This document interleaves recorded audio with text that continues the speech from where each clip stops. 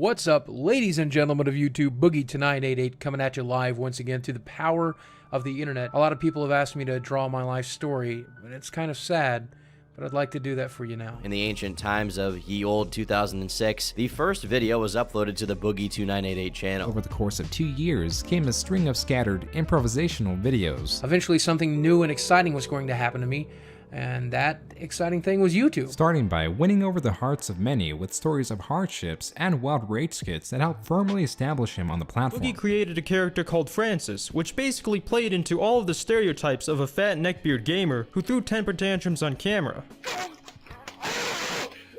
A stereotypical nerd with a heavy lisp, short temper, and love for World of Warcraft. Eventually, one of these videos saw a surprising amount of success, especially for early YouTube standards. Where he rips his shirt off, exposing his body mass. Do you see my glasses? I'm raiding in here, and I don't have any Mountain Dew. Francis gets his Warcraft account hacked. Nowadays, this stands at a whopping 5 million views. This sets a precedent for Boogie, and in the following years, the Francis character will be the channel's bread and butter. And when he uploaded a video of Francis angry at World of Warcraft not working, well, that's when people really began to notice the channel. 2010s, he already appeared not only in a television show, but also in the pinnacle of advertising in the US.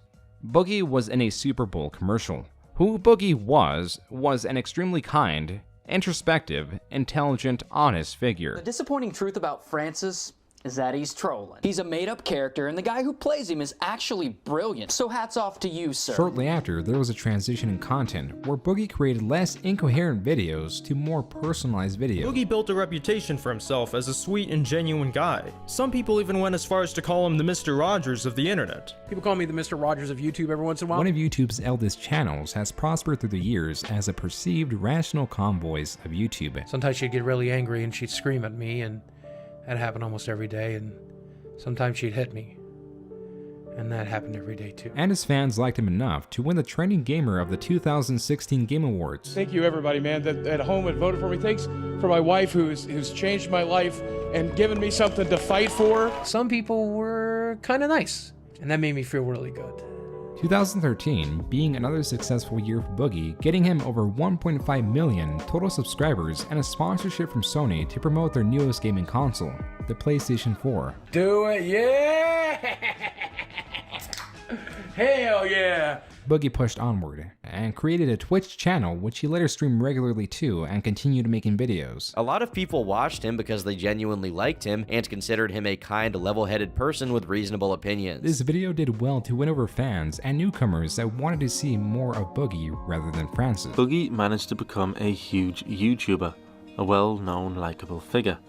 However, because of everything that has happened with him, his channel now appears to be on a sharp downward spiral. Almost a case study, you might say, for an individual who, despite having over 4 million subscribers, is declining at a rapid pace. Starting in 2016, Boogie started to become more outspoken about things, whether it was political or drama related, and ended up annoying a lot of people in the process due to his propensity for fence sitting. Though many find it difficult to pinpoint exactly what brought him down, whether it was his separation, a surgery, or an inability to adapt. People like to watch YouTubers that are honest and trustworthy. They don't want to watch someone who's just putting up a front for views. The algorithm just doesn't serve up my videos as much as they used to, and I'm not blaming the algorithm. I'm blaming myself. I'm blaming the last couple of years of my life.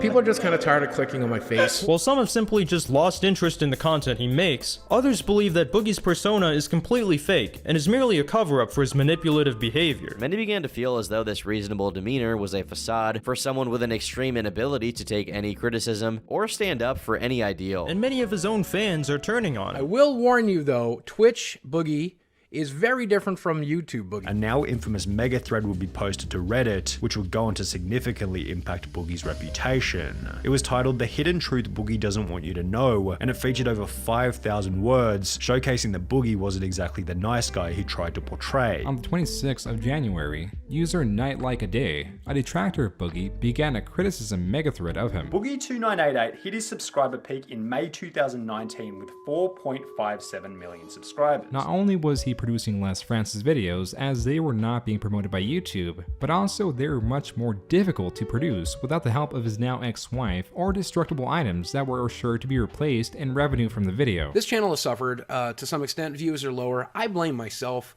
I blame my content, I blame my consistency, I blame my whiny nature, I blame the stupid things I said on podcasts and Twitter. I blame that as the mass majority of it, but it is hard to not see that there's something algorithmically or YouTube-wide happening. It was clear that fans' interest in Boogie was waning, and in replacement, interest from his eventual detractors was increasing. There's a comment on Boogie's recent video that sums it up pretty well. Darklord124 stated, losing over 30,000 subscribers on an active channel in a year is not normal, Boogie. Many channels that have been dormant for months don't lose that much. Him causing an issue, failing to resolve it, arguing profusely, then apologizing the next day became a frequent pattern. Boogie appears to be in what I would label a YouTube death spiral. I don't know that I ever want to be a big YouTuber again. He would constantly ask for advice on Twitter, yet he would never take it. He would additionally respond more to the negative comments than those of support, and has shown to repeat his mistakes ad nauseum. Boogie2988. Boogie2988 coming at you live. Through the power of that YouTube. Boogie2988 coming at you live once again through the power. What's up, ladies and gentlemen of YouTube? Boogie2988 coming at you live once again through the power. Ladies and gentlemen of YouTube, Boogie2988 coming at you live once again. What's up, ladies and gentlemen of YouTube? Boogie2988 coming at you live once again through the power.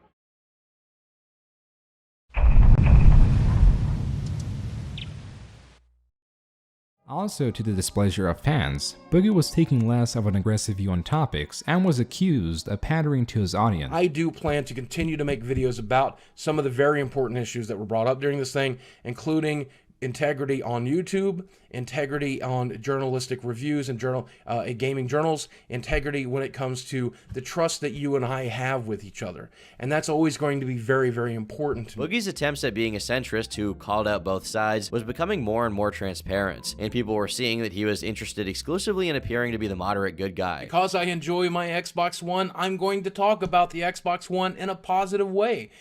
Yes, if I offend you, of course I'm going to apologize, because I don't want you to have hurt feelings. I want you to be happy too. But others growing increasingly frustrated at Boogie's fence-sitting or not standing with any specific side in order to try to please everyone. As a means of countering this narrative, he attempted to embrace it with pride, saying that he wasn't a fence-sitter, but he was a reasonable moderate. People think of me as a fence-sitter. A lot of people think of me as someone who is fairly centrist and neutral, and yeah, that's who I've been my whole life.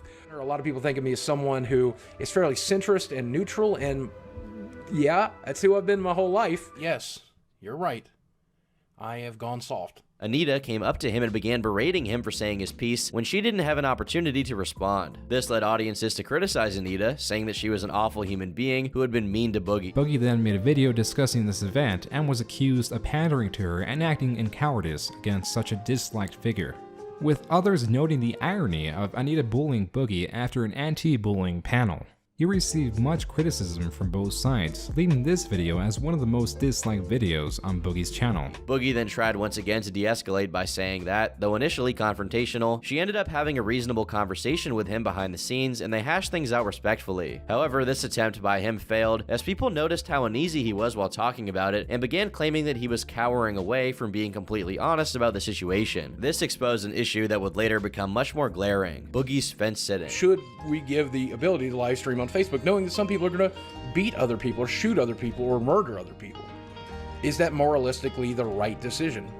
Here's what I can say. I don't know if that's the right answer. More recently, Boogie said that people who purposely misgender others should get hit with a misdemeanor charge and even possibly jail time if it evolves into hate speech. Regardless of your opinion on this, after the tweet was met with negative responses, he pivoted to talking about how clips of his livestream were being taken out of context. As the negative reactions continued, he slowly buckled to public pressure, saying no one should go to jail because of the things they said and he just had a bad take. He goes, apparently Ethan's in the hospital. I know a lot of people don't like this guy, but I really wish he'd take better care of himself. Dude he can't even he can't even wish someone well without sitting on the fence. He's like, I hope you live. He's like, you know, I know a lot of people don't like him, but I hope he lives. It's like, can you not sit on a fucking fence when wishing someone well, at least? Another example of his fence sitting was the video he made about YouTuber Matthew Santoro plagiarizing lists from other websites, which he immediately took down when he noticed it wasn't having a good reception. The Holocaust is horrible, absolutely horrible. but some good came out of it. You gotta look for that silver. Boogie would later call the statement one of his biggest regrets, and said it was his history teacher who taught him this, and that he no longer believes it. He says he's not a centrist, but just a few months prior, he says that he's a centrist. I did some digging, and I found this tweet saying that he's not a centrist, he just plays one on the internet. And when Philip DeFranco replied, "That is kind of an odd statement to me, can you explain what just playing a centrist means?" Boogie said, "I normally lean very left in most things. I don't really lean right very often, only fiscally. But online, I tend to favor a more neutral approach, setting aside my personal feelings to focus more on things people online need to hear. Civility, decency, etc." And I used to lose maybe like a guy every minute, but now I'm losing 2,000 people every minute. I'm bleeding subscribers. What the is this? What the is this? Are you guys mad at me? Did I hurt your feelings? Did I hurt your little feelers? Did I invade your little safe space? Is that it? Are you too busy being cuckolded that you can't subscribe to the channel anymore? Is that it? I try to do everything to please you people, and suddenly you don't like me anymore. I break shit. I buy all these cars to try to please you, and now you're subscribing by the thousands. I'm sorry, did I hurt your feelers? Did I invade your safe space? I work hard. I work hard on this fucking channel. I work so fucking hard, you sons of bitches. I broke so much shit for you. And now it's fucking over.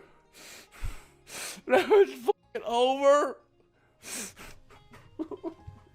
He outright admits that he doesn't care about many of the issues that he speaks on, which makes it all the more perplexing that he's still willing to.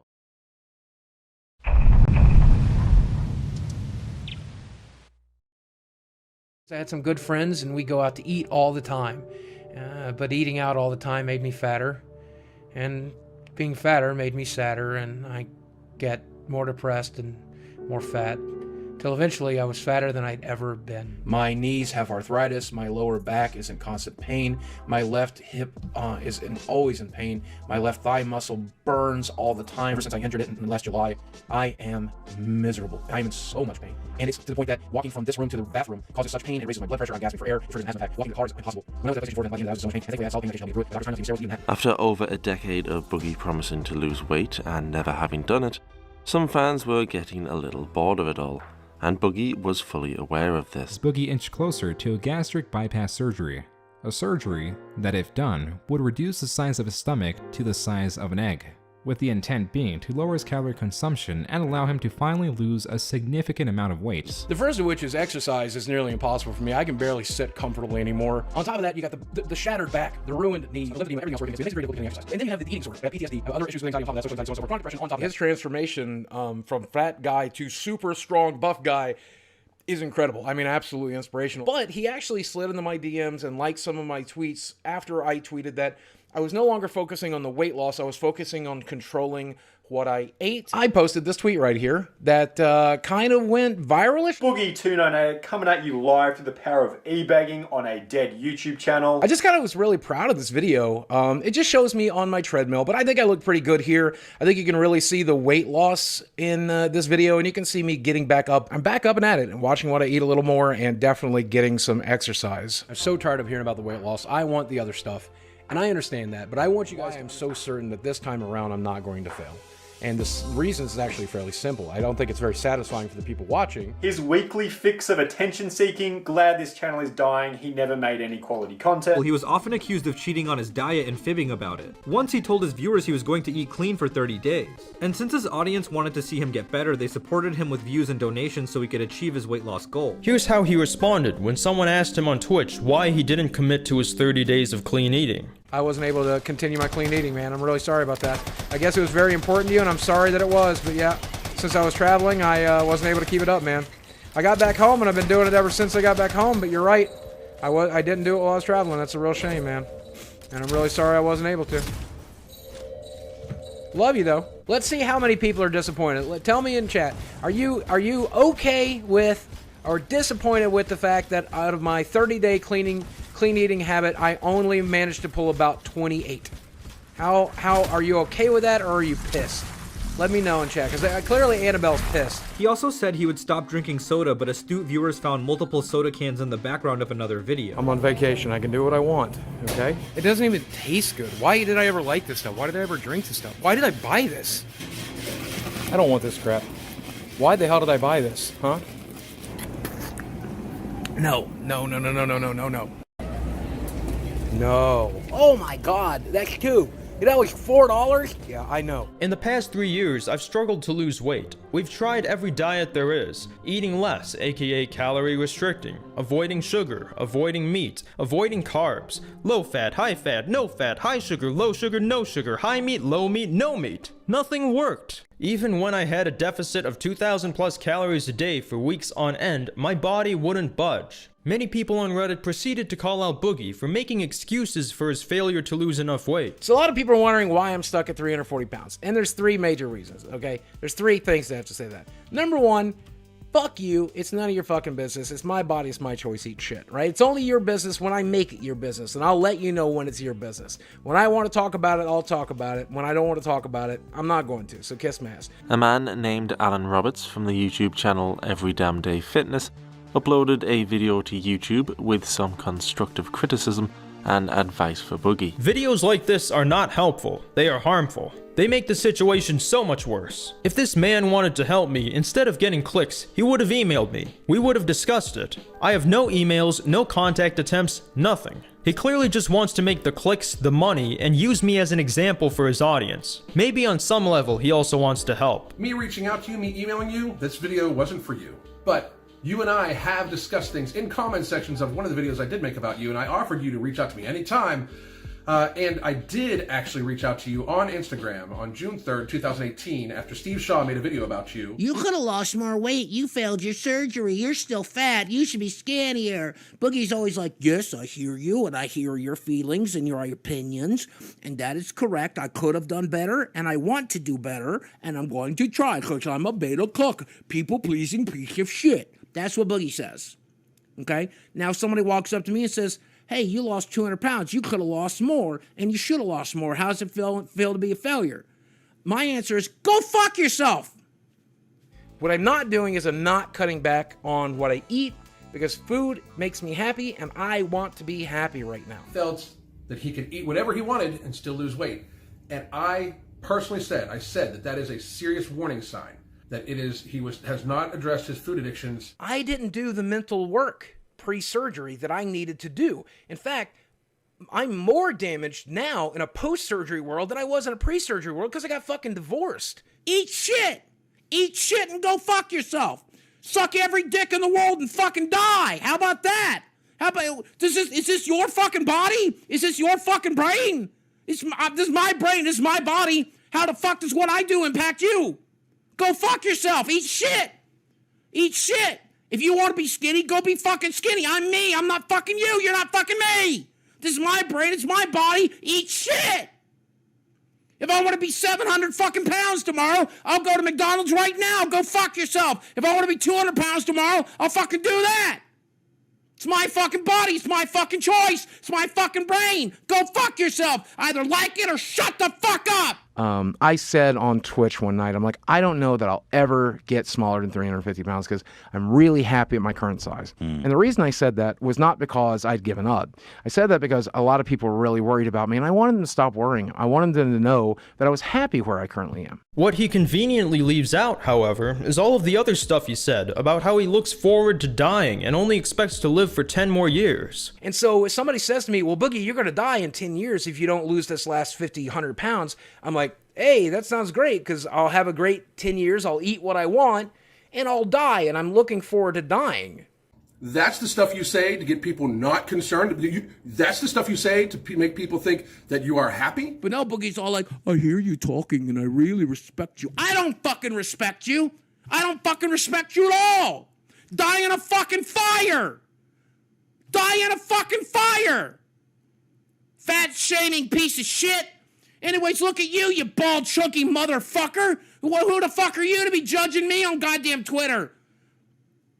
Fuck you. For fuck's sakes. It's my fucking life. If I want to fucking get to 1,000 fucking pounds and put a piece of TNT up my ass and blow myself up, I'm allowed to do that. It's my fucking body. Tell me I'm wrong. Tell me I'm fucking wrong. For fuck's sakes, man. In late 2018, he posted an image of his scale showing that he was at 350 pounds. Then in January of 2019, he claimed that he's now hitting 350, and this is somehow an improvement. Either he somehow faked the scale's numbers in 2018, or he's lying to his audience in January, acting like he's still improving and losing weight. If you're 500 pounds, you're like, I love being 500 pounds, and 500 pounds is who and what I want to be, and I don't give a shit about the health ramifications. I don't give a shit about the fact that I'm dying. I don't give a shit about it. That's not healthy. Yeah. That's crazy. You're being crazy. Stop. And I don't want to weigh myself right now. And the problem is, I don't care if I lose any more weight. Like, that's my biggest issue right now. I don't care. Being as big as I am right now at 350 pounds, I'm still going to die early. That's where I spend 90-some% of my time, is right here in this chair. Either drinking Mountain Dew, for sure. I have a couple of these a day. I'm also in here about 2 to 3 hours before I go to bed playing PlayStation. This is where the PlayStation 4 Pro ended up. This is where the Xbox One X ended up. I don't really use the treadmill much. And people don't understand that. Fuck them. I don't care anymore. I honestly don't care. Oh, Boogie, you're lazy. Fuck you. Oh, Boogie, you're not trying. Fuck you.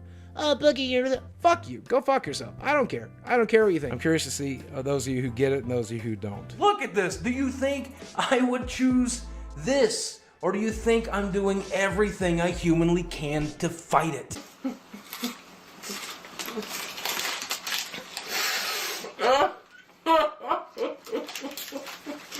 His lowest weight post-surgery was 336 pounds. His original goal weight in 2018 was 270.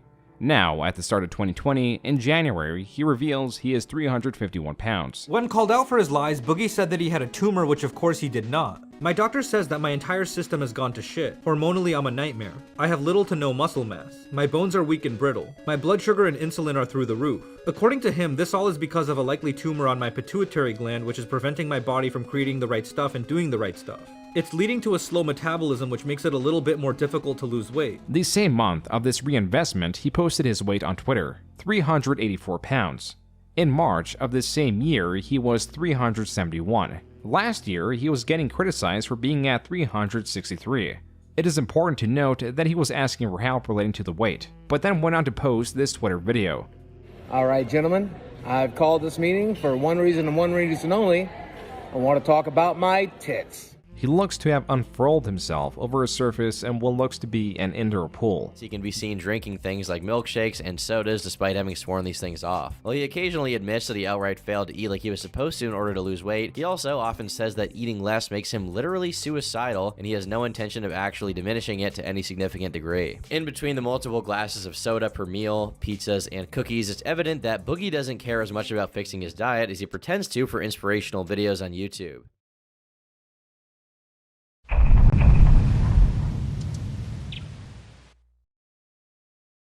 And I'm getting bigger and stronger and healthier, and occasionally some guy comes along and calls me fat, but we don't care because he's an asshole. Myself, I'm not a very outraged person. It's difficult for me to get upset about stuff that I read on the internet. I no longer feel bad about just blocking people on Twitter or on YouTube or on Facebook or anywhere else. Trolls, trolly, and trollish. That stuff doesn't bother me at all. I love feedback on the internet. I love your tweets. I love your Facebook posts. Tell me how I should be ashamed that I should just live in my house. Tell me I need to get a treadmill and I should get friends.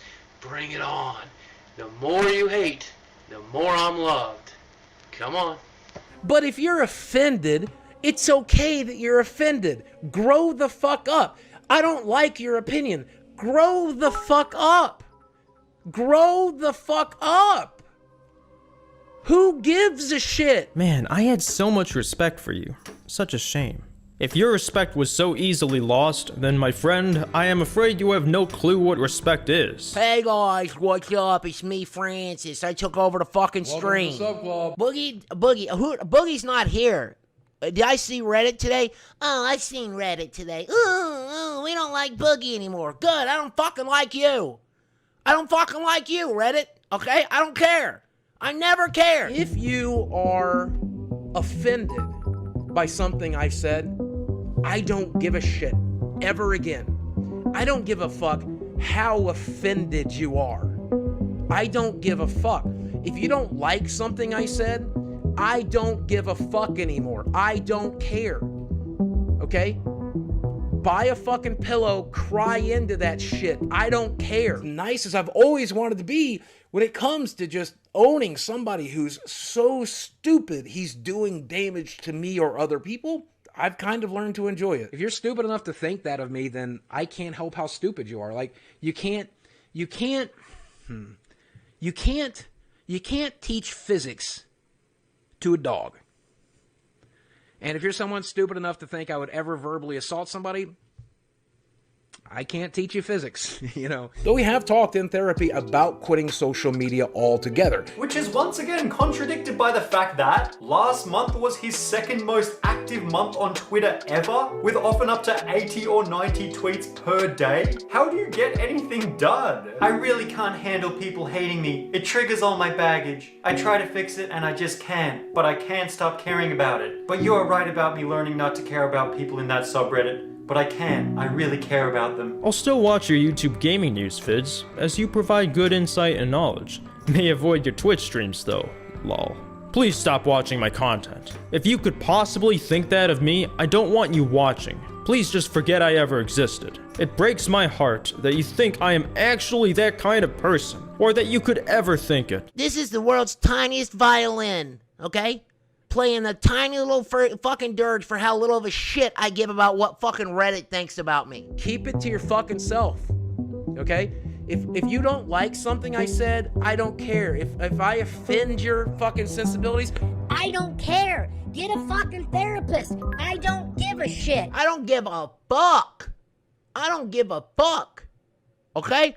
Reddit can suck my entire dick, and that only takes like 30 seconds. But when they're done, Reddit can kiss my entire fucking ass. There are people out there, little assholes, little douchebags, little dickheads, little cunts, little shit faces, little fucking whatever the fuck you want to call them. And they fucking little pricks, little fucking ball sacks, little scrotal faced pieces of shit. Whatever you want to apply to them. Okay, I don't care.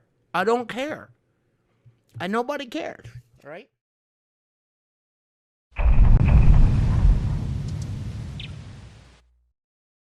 I made plans to kill myself, but I didn't.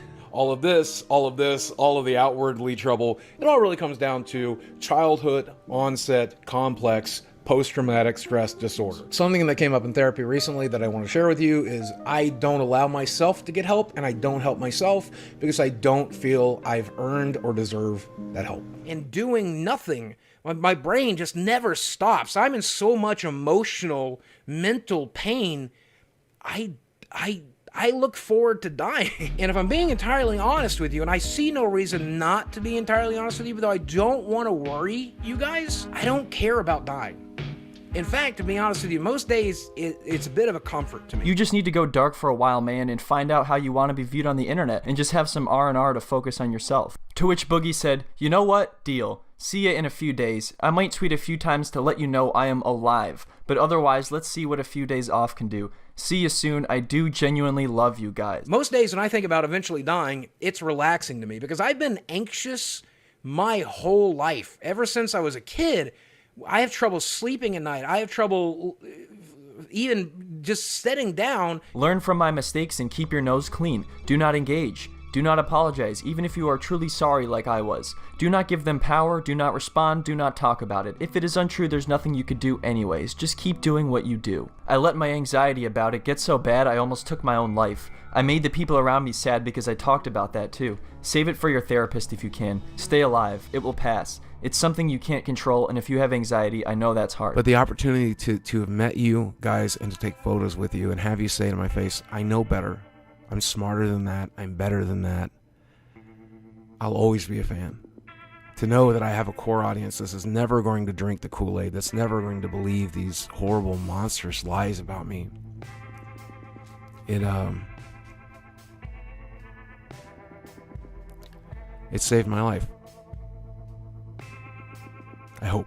He's basically saying that them not believing what he calls lies about him is what saved him. So if his fans leave him, he might commit suicide, but if his fans stay, that will save him. Are you and Robin Williams related? No. Both of you share the last name? No. That was I have nothing in common with Robin Williams at all whatsoever.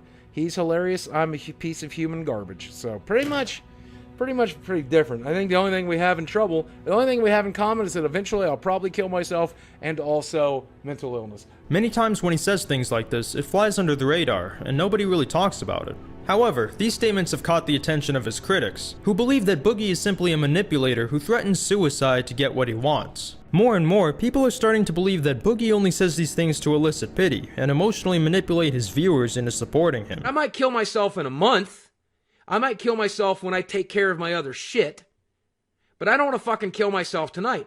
I want to do it on my terms. I want to do it on my time. I think when the time comes, I'm going to have no problem pulling the trigger, or like once I've fully given up hope. You know, once I've fully given up hope, once I'm fully ready to go, once the internet has forgotten about me and you guys you don't need me anymore, and I'm not needed around anymore. I don't want to fucking blow my brains out tonight. I just want to be left alone, man. And so please just leave me alone. Please, I tried to convince you. I tried to show you. Please just leave me alone. And they were so worried that I was going to hurt myself that they called welfare, did a welfare check and did the social media stuff. Weeks back, and I talked to you about my suicidal thoughts. We talked about it a little bit, right? Mm-hmm. And you know I've been plagued with that the entire time we've known each other, right? That's something I've struggled with ever since I've known you, right? Yep. So I picked To Right Love on Her Arms as the right charity. You're familiar with that one, right? Yeah, I'm surprised because it's a lot cooler than you are. But when I give up, I want to make it very fucking clear to you. My plan is to delete my Twitter, to delete my Twitch, to delete my YouTube, post one video on all of them that says goodbye, says that I screwed up, says that this is what happens when you serial harass somebody.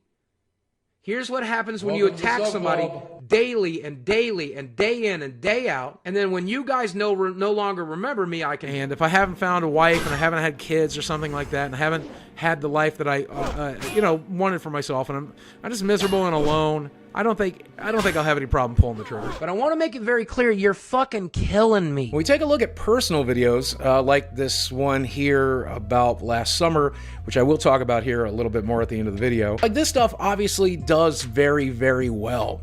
And I have to admit, I really like making the personal videos, so those aren't going away. I would take my own life before I would do to others what has been done to me, and it's a real shame that you think otherwise.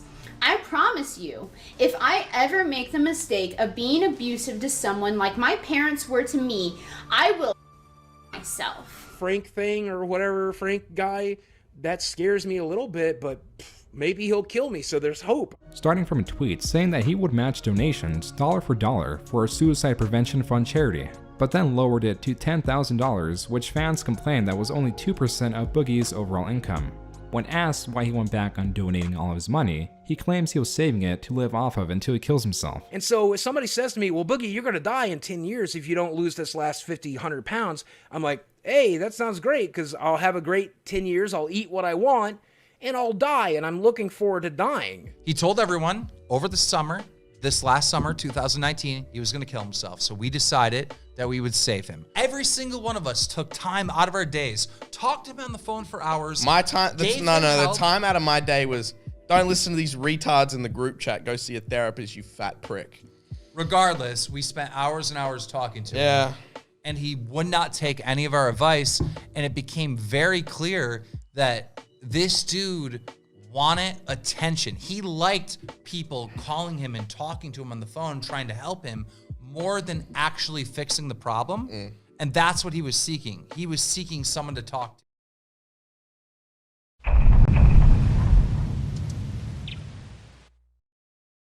Eventually, the girl that I met in Upward Bound joined me at college, and we dated, and we thought we'd end up getting married one day, but something went wrong. We started fighting all the time. However, certain clips of Boogie have been circulating for months on Reddit that seem to challenge his nice guy persona, such as the time Boogie laughed about how his ex died of cancer. And, so fuck her. And now she's dead. And actually, both of them are. The girl is dead. My mom is dead. Everyone I know and love is dead. Wait, the girl died? Whoa. Yeah, she died of 39 of like fucking lung cancer. She had breast cancer and they beat the breast cancer, but then the treatment for the breast cancer gave her lung cancer. Oh my God, that sounds absolutely terrible. Yeah, it was fucking awful. Yeah. I'm sorry you had to go through that, bro. Yeah, that's okay. All right. I mean, I didn't go through it. I'm still alive. She's dead. Danielle was my best friend for 30 plus years. She was also my first girlfriend. Losing her broke me. I didn't properly convey that in this moment. She knew my sense of humor though, and shared it with me. We actually made jokes about her cancer on her deathbed to cope. So fuck her. And now she's dead. He would find something he loved even more than YouTube. Boogie would find love, in the form of a woman named Desiree Williams. Fan of Boogie turned love interest, and after several back and forth messages online, visited Boogie for a week during June 2010. This visit energized Boogie into creating videos at a higher rate. We've been together now for 3 years. We're in love, and I'm happier now than I've ever been. His wife ended the relationship.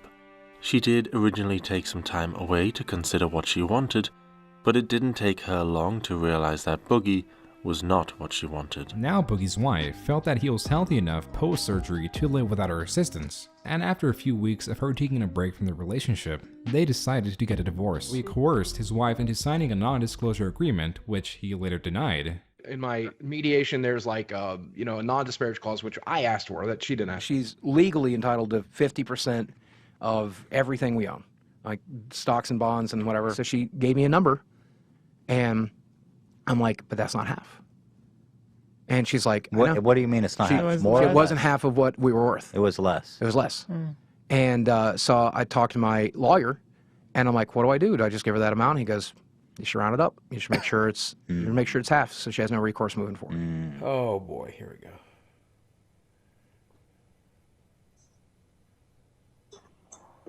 What do you want? I made it to 45. What do you think about that? It's impressive. Yeah, I didn't think I would.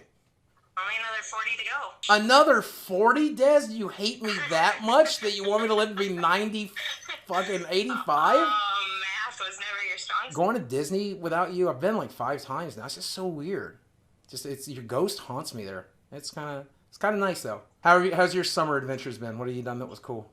Went to Door County, which is like Eureka Springs of the North. Oh man, I haven't been to Eureka Springs in forever. Because people don't know this, but that's where we got engaged. Yeah, it is. You know, our wedding YouTube video is still up and everything. Because I don't see a point in deleting it. People have asked me like why I don't delete it, but I'm like, what's the best day of my life? I love that day. Why would I delete that? You know what I'm saying? Yep. Yeah, jeez, what a day. Oh, but you have to finish the engagement story about how you picked a fight with me about how I never watch your videos anymore. Yeah, so I was working like 60-hour weeks. I and know, you don't even care about my videos. You don't even watch them. I'm like, what are you talking about? I help you film them all the time. And I'm like, why are we arguing about this? I'm dying right every now. once in a while, I hear a song on the radio and have the thought, oh, Des would really like the song. And then I'm like, aw. This woman is hilarious. Music is more than... Yeah, why do you think I married this woman? Of course, she's hysterical. She's far funnier than I ever was. Why do you think the Phrases videos haven't been good since we separated? They have like this crazy picture of you and I and like what happened. Did you cuck me, Des? Did I cuck you? Yeah, did you screw TJ behind my back or whatever? We got divorced just because it wasn't working. Right. Is that pretty much it? We just weren't happy? Yeah. That's pretty much it. But I knew that we were going down a path where we just were not clicking, and we were fighting, and we were resenting each other for things, and I didn't want that to be the end of our story where we spent the next 20 years of our lives hating each other, you know? Yep, absolutely. But thanks for consenting to have this phone call. Thanks for talking to me. Hopefully this puts some of the idiotic hate to bed. I don't think it will, but, you know, who knows? I could see the Reddit headline tomorrow. Boogie embarrasses his ex-wife by calling her unprompted on stream, pays her to lie. I can only see it now, but all right, sweetheart. Thank you for answering. Okay. I really appreciate you. Have a great day. Happy birthday. Thank you so much. Bye. Hey, she's so sweet. I mean, look at what I did for my ex-wife. I was on fucking disability when I met my ex-wife. I got to work on YouTube and made her over $1 million fucking dollars, dude. I flew her all across the country from the East Coast to the West Coast. We went and visited her family for 2 weeks at a time, twice a fucking year. She got to meet her favorite author, her favorite musician. She got to meet Brandy fucking Carlisle, John fucking Green. I introduced her to her She told me one day she liked John Green's books. 2 years later, I let her shake John Green's hand at fucking VidCon. I mean, I gave that girl the world. Now, admittedly, I was still a pretty shitty husband. I was definitely pretty fucking fat and unable to do a lot of stuff. But the one thing I could do, I did. The one thing I could do, which was make money, and I did. Was me and my wife's relationship perfect? No. Did we argue from time to time? Yes. I think most couples do. Did I ever stand and scream in her face about fucking, tell her I wish she was fucking dead, or, I don't know. Boogie went through a divorce about 1.5 years ago, so he made a video as Francis, destroying an effigy of his ex-wife. You're an actual psychopath. You are the reason she left, okay? And you know that. Yeah, Boogie, I'm why she left. I'm also the only reason you found her to begin with, okay? I wish you would talk right now. I wish you would say something right now. Couldn't you talk? Can't you talk? Huh? I built you. I put you together. You got a mouth. So you're gonna talk? Are you gonna talk? Are you gonna talk? Talk! I said you're why I left. Shut the up. Nobody asked you. Psychopath. We call him every day. On your little Reddit. He's been waiting for him to it up. Waiting for him to destroy it all. Waiting for him to gain the weight back. Waiting for him to lose his mind. I can't say I blame you for leaving. Kinda wish I'd get the out of here too. I don't mean this room. I mean away from David. Away from that house. Away from YouTube. Away from it all. It's another Thanksgiving ruined by you. It's another Easter ruined by you. I know you hated me. You hated all of it, didn't you? You hated YouTube. You hated the fame. You hated the fans. You hated the trips. You hated the conferences. You hated the other YouTubers bogarting my time. Does that make you feel good? Does that make you feel superior? Does that make you feel loved? Because it made me hate you. And after all that, you took it away. This is it, right? I've held on long enough. I gotta say goodbye.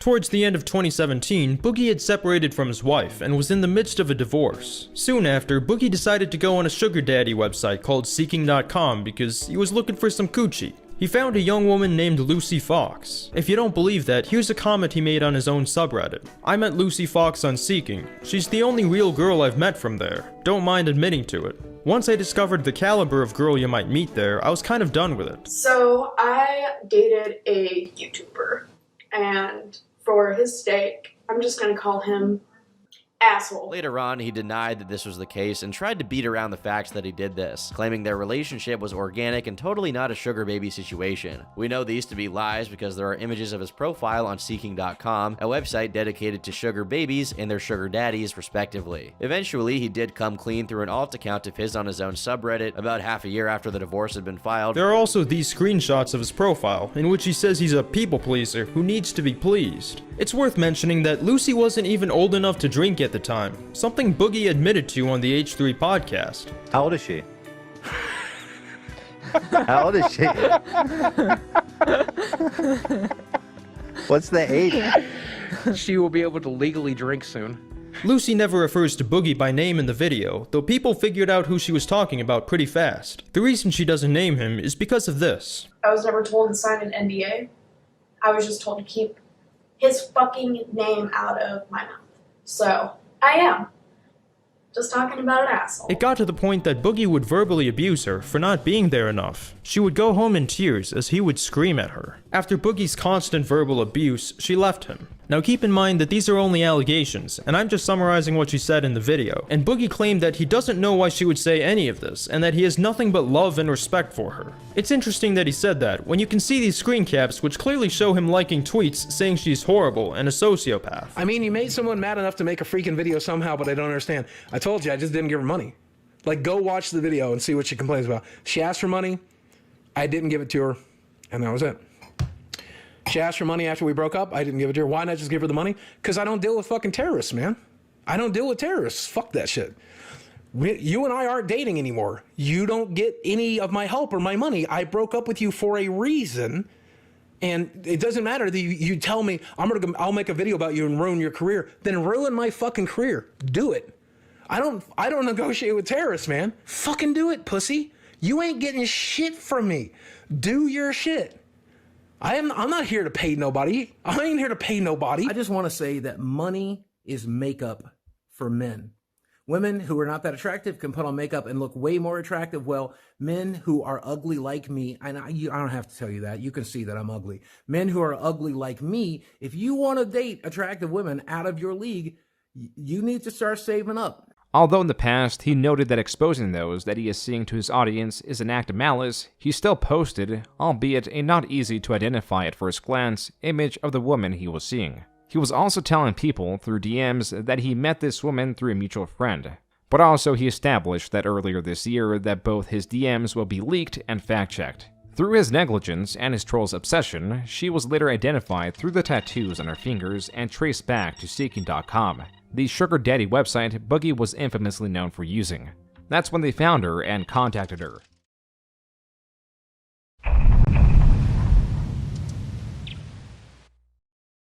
This is going to be a fairly self-indulgent video because I want to talk a lot and I'm going to complain a lot, and hopefully you guys can bear with me because this is going to be kind of like therapy. I was tortured from a very early age, in pretty much every way imagined. My childhood sucked. We grew up very poor. My mom was crazy. My dad was an alcoholic. I've been different my whole life. I grew up poor. I grew up overweight. I was sick all the time. When I got to be a teenager, I liked things that other people in my town didn't like. I was physically unhealthy, mentally unhealthy. I'd just gotten out of a bad relationship. Not that my family didn't have money, just that I didn't ever see any of it. Instead, what I got was a family that left me with a lot of baggage, a lot of poisons. I've been big the entirety of my life. I was in 4th grade, I weighed about 50 pounds more than the others. Outside my home, I was made fun of, I was mocked. The best of the kids in my high school just left me alone. The worst of them put bras in my locker. I was heavier than the other kids by 25, 50 pounds each because I had parents that were neglectful and directly harmful to me, who damaged me in every way. My mother and my father, or my mother and one of the kids, or my brother and my sister fighting, or even me fighting with my mother, or whatever. This is the kind of stuff that we were used to every day. Stuff getting smacked. I get spanked. I get slapped in the face a little bit. But nothing I would really consider abuse. And it's true that I was anxious and depressed because of my bad past. To meet you guys and have you tell me how I've changed your life, how I've helped save you, how I've helped move you in the right direction, how I've helped at least help you pass the time and make your life a little easier.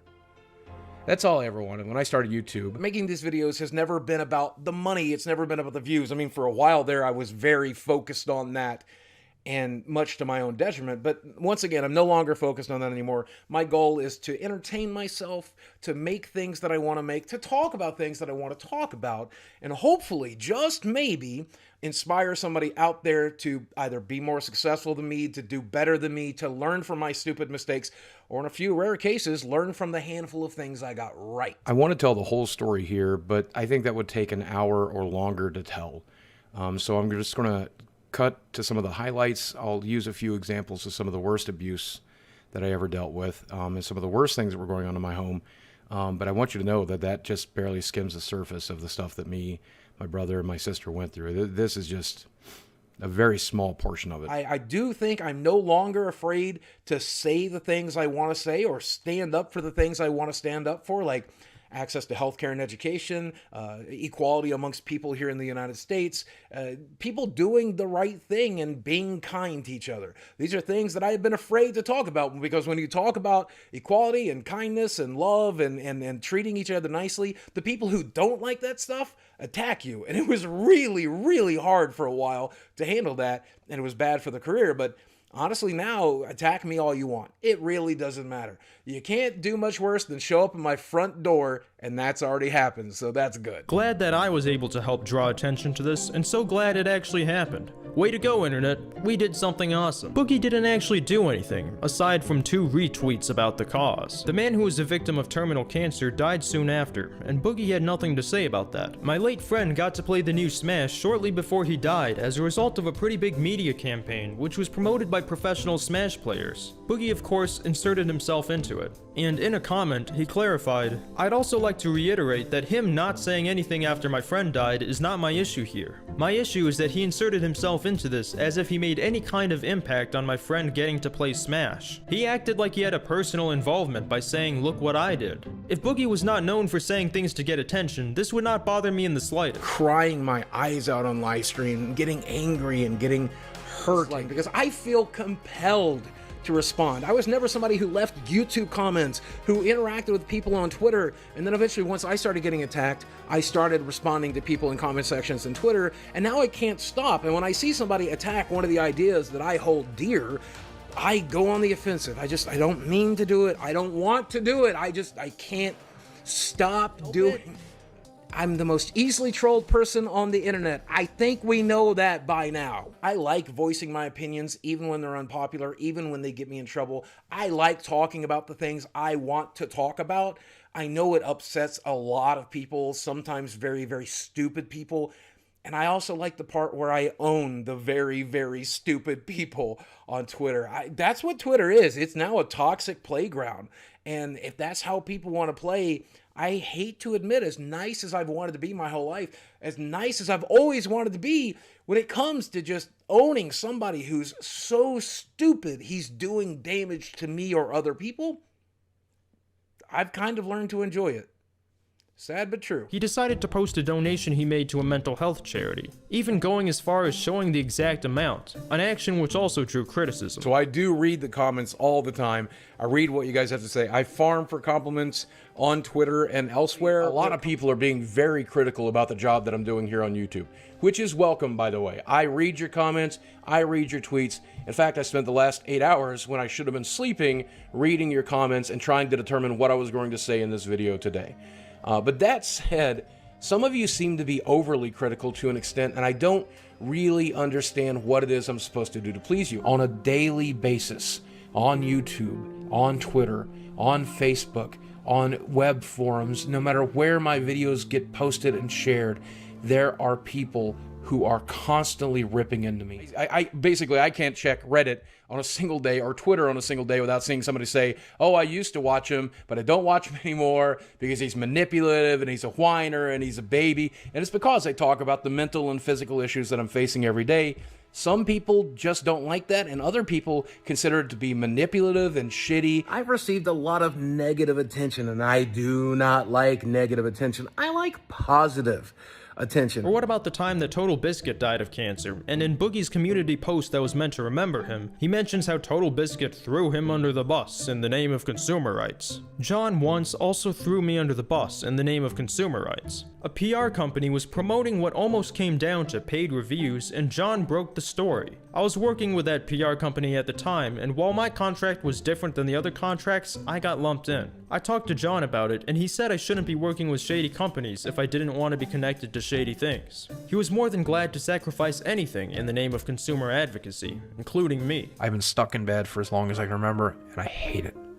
I just want to do more. I just want to do more. I want to be more. I want to go more. I want to be alive. The stuff you guys take for granted. Reddit and other negative feedback loops combined with my mental illness has made me suicidal as well. But I have been bullied my whole life, and it has in fact made me strong enough to endure it. Not sure I could be in Etika's shoes and survive it though. He has it rough. Many people were upset because they felt that Boogie took a tragic situation that devastated so many people and tried to make it about himself. And to add insult to injury, he felt the need to brag about how strong he was too, making things even worse. I used to love Boogie. I used to trust him, but now that I know that he's a liar and a manipulator, I no longer know who to turn to. In one video, he would tell his audience that he's never been happy once in his life. It's fine. I'm used to being miserable, right?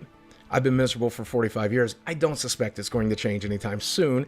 Then, in another, would tell fans how he is now truly happy for the first time ever. Was he lying back then and telling the truth now?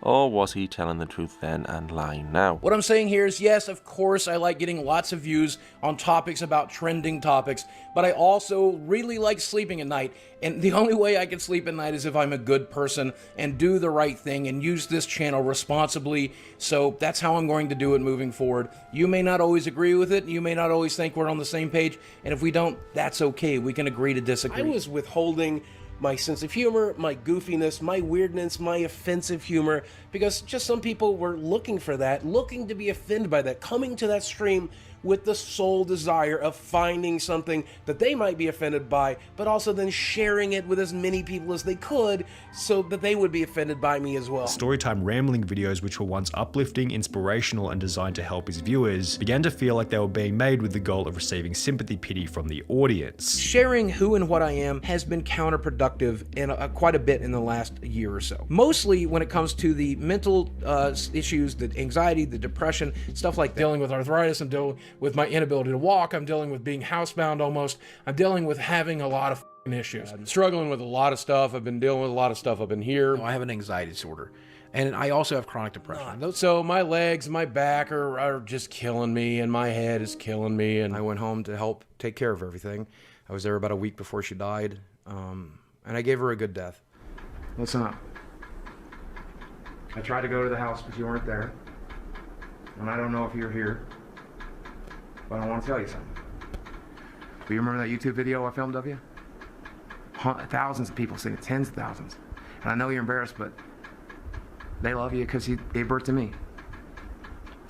I know this won't make too much sense to you, but 4.5 million people have watched my videos.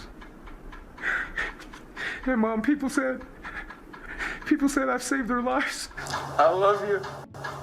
I always have, I always will. I want you to know I understand. It was hard. And I know you've done your best. My house is not as clean as I want it to be. I just, that everything is kind of awful. Nothing affects me emotionally very much at all. I'm kind of dead inside. But here's the truth, and I see no reason to say anything other than truth. As you guys know, I went through a divorce and I went through gastric bypass surgery, and my depression and anxiety has been worse than it's. I get physically exhausted pretty easily because I'm really fat, but mentally, I am just drained. I'll sleep until my anxiety and my nightmares wake me up, and then I'll transfer to my living room and sit in my recliner. His views, perhaps unsurprisingly, began to not be what they were, because people knew what a Boogie video would be. It would be 10 minutes of complaining. People have busy lives, and Boogie didn't really care if it was hurting his channel or not. All that mattered to him was if it helped someone. So even if it's damaging to my YouTube channel, even if it's damaging to my brand, if it helps just one person, you got to do it anymore. Nobody wants to hear about my problems. They don't want to hear about my mental health, my physical health, because you guys are dealing with your own issues. You're dealing with your own problems. So why do you want to hear about mine, right? All of this, all of the outwardly trouble, it all really comes down to childhood onset complex post-traumatic stress disorder. Something that came up in therapy recently that I want to share with you is I don't allow myself to get help, and I don't help myself because I don't feel I've earned or deserve that help.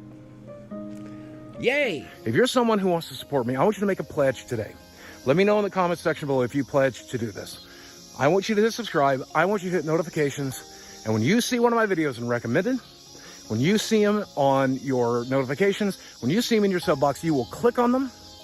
You will drop a like, you will leave a comment, and you'll watch the video in its entirety, and if you really want to go above and beyond, share it with someone you think might like it. My mother never raped me, my mother did molest me. He claims his dad did rape him. In this tweet, he also claims to have been raped as a kid, and notwithstanding, claims that some good came of it. He had indeed been raped and that he'd forgiven his rapist, that his sister was molested by their dad, followed by the claim that his sister was gang raped in foster care. However, in a clip of his stream, he specifically says that his parents, plural, had raped him. In another of his Reddit essays, he follows the claims that he'd been raped with stories about how his mother stabbed him, his sister was almost beaten to death, his dad punching him, I was molested by an older sibling, female at a young age. I remember very little of it, but enough to know that this wasn't just further stuff related to my Munchausen syndrome that my mother was famous for. Certainly inappropriate contact was made between me and my older sister several times when I was 3 to 4. Beyond that, my mother insisted something happened with another family member. I have no personal recollection of that, so I've always presumed that my mother was lying. But as I get older and more evidence rises to the top, the more I believe there is truth in it. What's even more complicated is that my relationship with my mother was certainly inappropriate, and those details I will take to my grave. His sister, who is on Twitter, denied that this took place, while Boogie doubled down on saying that she raped him. Every time he opened his mouth in defense of himself, he only made things worse.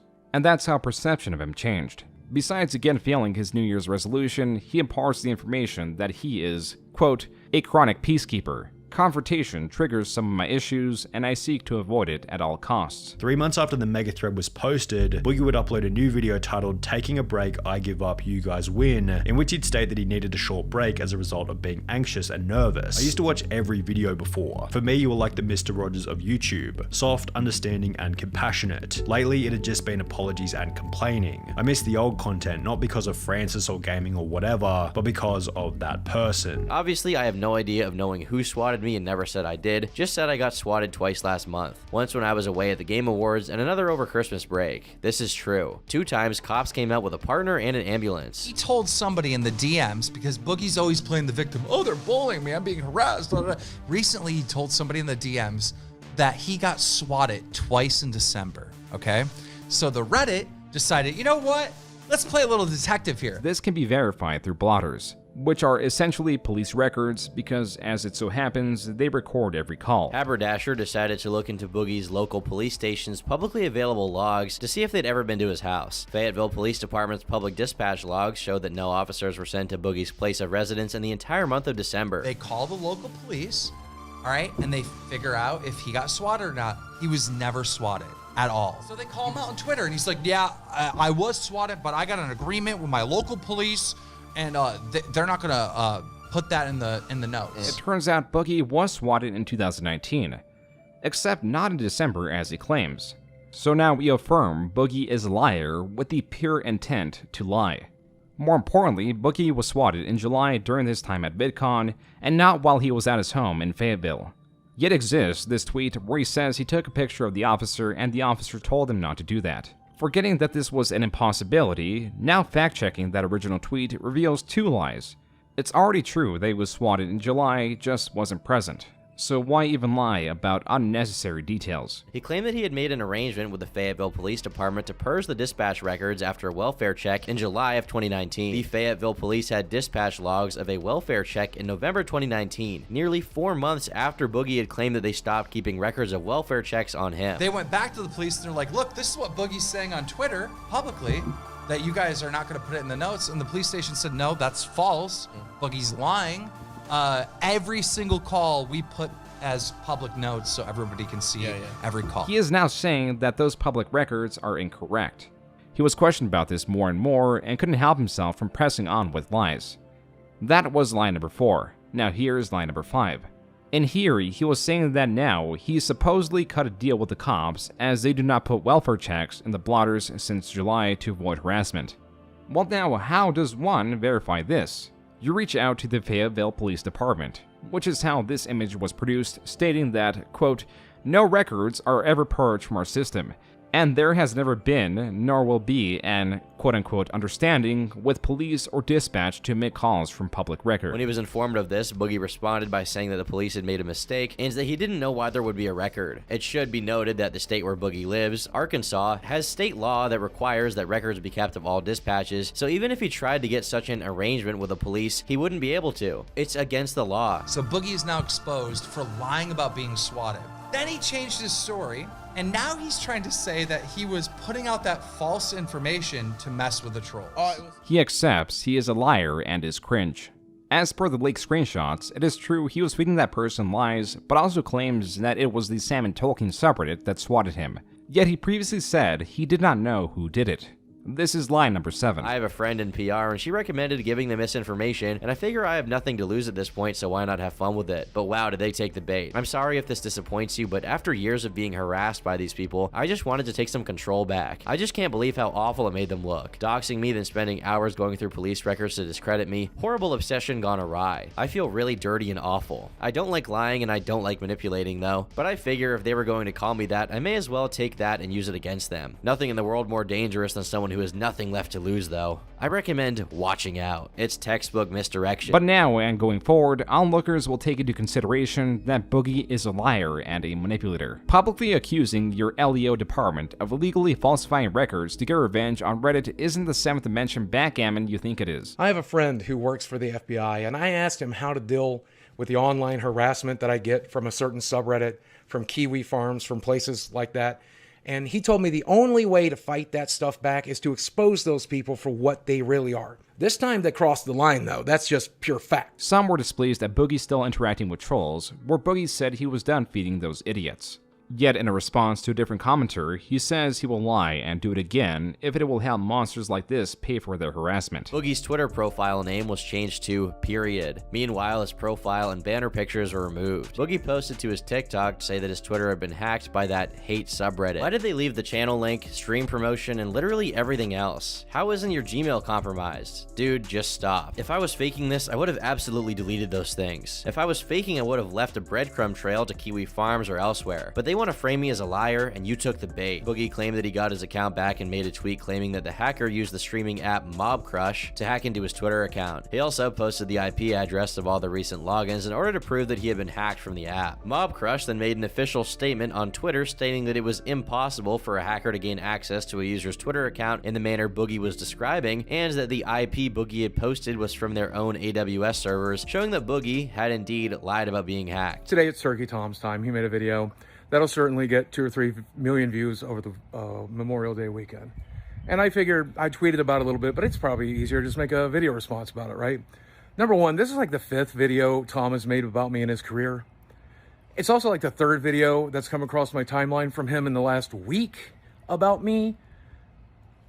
Obsessed much. And then there's a lot of misinformation and rumors that's in this video that has been spread about me that he continues to spread here. The most dangerous of which, in my opinion, is the implication, though he said he would never say I lied about it, but he heavily implies, as people like him do, that I lied about the abuse. Not only is it hurtful to me, or hurtful to the victims who followed my story, watched my videos throughout the years, but it makes it more difficult for victims to come forward when they are victims of abuse, because if they didn't believe Boogie, and it was so readily apparent in my case, and I have my brother and my sister to back it up, if I'm not going to be believed, they might not be believed either, so they don't come forward. And I think that is extremely irresponsible of Tom to do.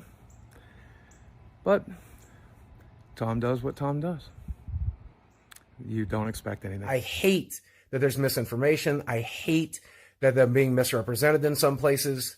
What you'll notice is that Boogie doesn't bring up specifics. He'll talk about the videos without mentioning which videos he's talking about specifically. And he'll say that he's being misrepresented without substantiating that claim in any other way than saying that he made jokes that were taken out of context. It's cruel to hold somebody to task, to like broadcast their mistakes and try to destroy their lives. It's not cruel. Love would be to leave me alone. If you loved me, you'd leave me alone. This argument did not bode well, especially for someone like Boogie, who will be overly critical about others and ascribe them to spreading misinformation. Boogie has been a fraud for a very long time. I remember when he came on Baited. He was talking about I accused Hitler. him of certain things and like asked him certain questions. He was like, yeah, man. 100%. You're right. It was like the most pandering bullshit, but you can't say anything after that. But you gotta because if you're admitting to everything I'm accusing you of, and you're like, yeah, man. Yeah, you're right. Clown's like, you pander, you do this, and he's like, He's yeah, like, I do this. I'm a fake person. He literally said that. He was like, I'm fake. If Boogie is a manipulator and he's just talking about this stuff because he wants to get shekels and cash money, and you know, that's always going to be a challenge, and I hate it. But here's the good news. I know it's not true. And if you're watching this, you made it this far in the video, you know it's not true. They don't want the help I can provide, if they don't want the wisdom, if they don't want the knowledge of the mistakes I have made and learn how to not make those mistakes and do better than me, they don't have to have it. I'm starting the next chapter of my life, and in the next chapter of my life, I'm not going to be a YouTuber. And that's okay. It sucks. I mean, it hurts a little bit, but it's okay, because that's life. On February 1st, he reveals to all of Twitter that he has a supernatural ability called empathy. He is hyper aware of others' feelings to the point that being in large groups of people is difficult for him because of his power. First off, let me say, why did they make being a human being so fucking hard? Wow. And then if you're morbidly obese and you're doing that, I know how hard that is. The physical pain I'm in and just the misery that I'm in, it's so hard to get this shit done. And then if you're dealing with depression and you get this stuff done, you're fucking superhuman. He says that Ethan, like others, was only using Boogie for views in the past. I don't know if it's the depression, I don't know if it's the anxiety, but most of the time when Ethan's making jokes, he's making jokes at somebody else's expense, and he instigates more drama than he's involved in, which is saying something because the man is constantly getting sued and constantly in other types of drama, right? I admired Ethan, was a fan, looked up to him, told him that. Wanted his friendship so badly that I went back to do his show fucking times to try to start that friendship. Then one day, he shit talks me on his show in front of the world. I am bitter as shit. Fuck him. The worst thing I've ever done to Ethan is be fatter than him and still be more successful. He's just bitter, and then doubles down on responding to negativity, ending it with saying he cares about his detractors. It's so hard not to respond to this stuff. Because I'm worried about this person. I'm genuinely worried about this person. I'm worried about their own mental health, but also, are they the kind of person that would do some crazy shit? Probably. Do I have a humiliation fetish? And the answer is no, it is not a fetish. It is, however, a way of life for me. But otherwise, I don't give a shit anymore. No offense to Ethan, but who gives a shit if Ethan likes you anymore? Wait, are you implying that I hit my ex-wife? It's not an implication, that's a direct accusation. Well, it's obviously not something I ever did. But if you think I'm the kind of person that would never hit a woman, can I get a round of applause? Yes, I know this is an overshare. Yes, I know it's going to make people mad again. Yes, I know it's going to cause the news cycle to happen over again. But hey, I could use the rage clicks. I could use the views. If looking at his history of claims, Boogie is a morbidly obese creator that suffers from social anxiety, diabetes, bipolar disorder, childhood onset PTSD, autism, depression, disassociation, food addiction, Twitter addiction, and skin cancer on top of his blood-related cancer. Like, for all we know, he really is mentally ill. It's two things, mental health and the internet. Right, exactly. Like, and those two like, things don't mix, dude. I can tell you firsthand. Right. If I was not a fucking titan of strength, I could not have mixed those two, right? His most popular video was a fairly early one in his YouTube journey. It was him falling into a pool which has over 38 million views. Once Boogie's channel started to decline, Boogie tried to recreate that video and capture some of those old views, but it didn't work.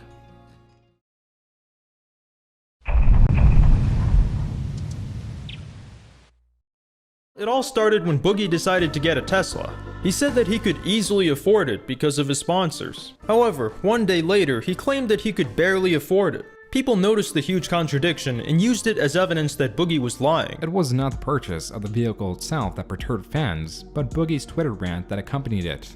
Starting with his complaints about his drop in revenue to his fear of his large purchase that he initially claimed that he could barely afford. YouTube ad pays very little. My sponsors pay a lot. I can easily afford this vehicle thanks to my sponsors on the channel. However, literally one day later, he then said that he couldn't afford it. So, sitting here realizing I bought a car I can barely afford. You would think my anxiety would be going nuts. It isn't. I still haven't got it fully financed yet. I'm having to finance it, obviously. Oh my god, I just put myself $100,000 in debt. My car payment's $1,700 a month or something like that. That's more money than I make on Twitch. That's like half of my YouTube revenue this month. Boogie then made a tweet about how expensive the car was, giving him another opportunity to make himself look like an idiot. I tweeted out that I was not going to be able to afford this car. Well, I originally said I could easily afford the car. Then I got home home and started crunching numbers, and realized it's actually going to be more of a strain than I had originally thought, and expressed that. People are calling this manipulative and mean or something. I don't know, it's weird. However, he did originally tell people he had bought himself the car.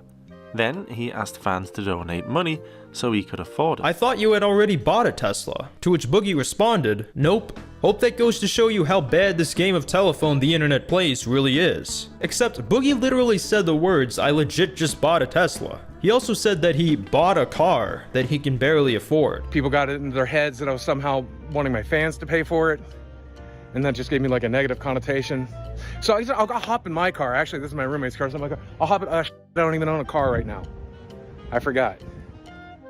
He may not have bought the car in the end, but the whole situation was pretty confusing, and it only helped add more fuel to the notion that Boogie wasn't always 100% genuine with his audience. Instead of saying I bought a Tesla, I should have said test drove a Tesla today and put $2,500 down so they can build one to my specs, and I plan to finance it after the cool-off period if I plan to continue the purchase, but had no clue the internet would shit itself. Boogie2988 begs and manipulates his viewers for money to buy a $100,000 Tesla. Oh, are you trying to manipulate people into giving you money? The answer is yes.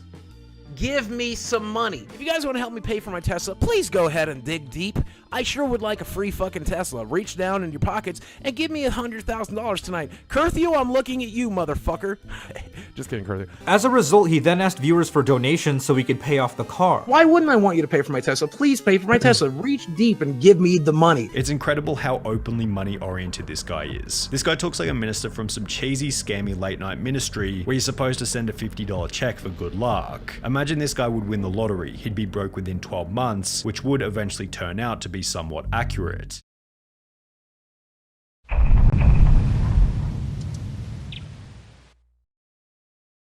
This time, it was a postcard that was sent to him that supported Frank Hassel and hopes Boogie dies. We know this because Boogie thought it was a good idea to post it on Twitter. But in the end, this person's tactic worked. So in response, I said, and it worked, dude, why are you giving them so much attention? Boogie responded back with, well, somebody went through all the trouble to mail a postcard, right? So why not give them the attention they're so desperately needing in their lives, the attention their parents or women don't give them? Yes, 14 years ago, I had one viral video, and I took the momentum from that viral video and I turned it into millions of subscribers on YouTube and hundreds of millions of views and all of the ad revenue and perks that came with it. I went from being on disability and living in poverty to having this nice house with arcade machines and other great stuff. And you're right, not as many people watch my videos as used to, but enough people still watch it to where I'm able to pay my bills and save some money every month, and I'm doing pretty good. And I definitely fell off. But forget about me for a minute. How's your internet presence going? Did you get your viral video yet?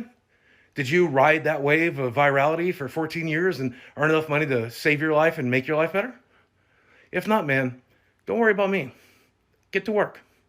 I believe you can do it. If I can, anyone can.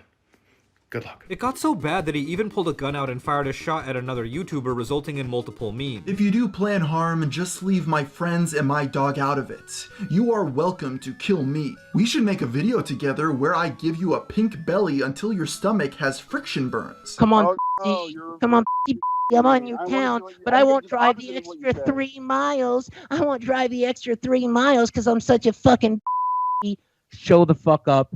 I will fucking end you. Come on. I'm going to show up, and you're not going to win, and it's going to be the worst day of your life. Yeah, okay. Boogie told Frank that if he stepped on his property, he would end him. I will take out fucking trash if I have to, okay? Step foot on my property, you die. We're locked and loaded. Hey, Frank, listen. Frank, I need you to listen, baby, okay? And I'm going to hang up and you can say whatever you want to. You're crying and I'm not crying, Frank. I'm threatening your life, Frank. And I'm not threatening your life, Frank. I'm letting you know that if you step foot on my property, Frank, because you have threatened me, Frank, because you said you would ball gag me, because you said you would rape me, because you said you would come to my house, said that there was a reckoning, because you said that there was going to be damage done to me, because you end you the moment you touch one of my blades of grass. Frank then showed up to Boogie's house, which resulted in him stepping out with his roommate's gun. Eventually, Frank turned up at Boogie's house. Come on, you. What's the deal? Where's the gun at, you fat? Open fire! Open fire! You won't even open the door? Pull the trigger. Okay. Is this what I have to do? This is my home. You are not welcome here. You have threatened my life. I'm asking you to leave. In about 30 seconds, I'm going to fire a warning shot. Fire it now. Okay. Fire the warning shot now. Is this what we have to do? I'm asking you to leave, Sam. Sam? Cameron, I don't know your fucking name. Boogie shot a gun in a school zone, which landed him in county jail, which he was bailed out of at the tune of $5,000. No one will be charged with a felony in this case, as no one was injured and Frank fled back to the other side of the country. But it seems a misdemeanor will be pursued, as Boogie did fire off a gun in a residential area next to a school and church. Boogie trended massively after the confrontation went viral. There were articles, creators covering the situation, streams discussing the events, and possibly hundreds of memes made.